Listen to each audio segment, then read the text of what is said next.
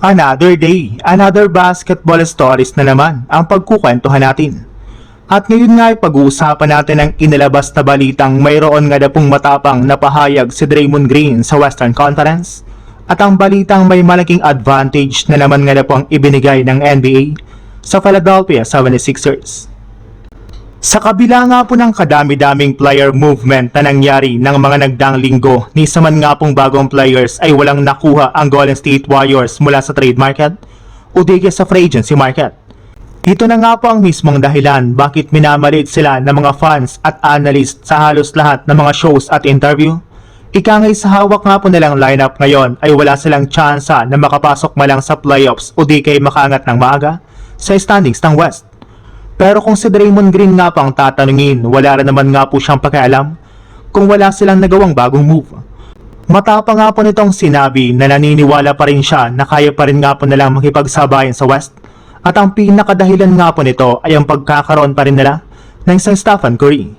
Aminado nga po ito na maaaring maraming mas batang kupunan ang mas malakas pagdating sa papel.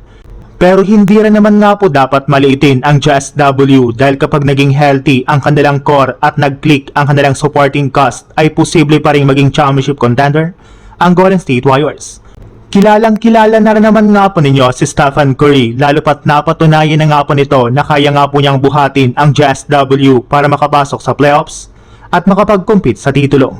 Sa ibang balita naman, mukhang hindi lang talent ang meron ang bagong lineup ng Philadelphia 76ers ngayong 2026-2027 NBA season dahil pati ang kanilang schedule ay tila pabor sa kanilang championship campaign. Ayon nga po sa nalabas na schedule, 13 lang naman nga po ang back-to-back games ng Sixers mas kaunti kumpara sa 16 na naranasan nga po nila noong nakaraang season. Bukod pa rito, sinasabing kabilang ang Philadelphia sa mga teams na may pinakamababang bilang ng 3 games and 4 night stretches habang hindi rin sila makakaharap ng West team hanggang sa ika-18 nga po nilang laro sa regular season. Malaking bagay rin naman nga po ito para sa isang roster na puno ng veterano at mga superstar.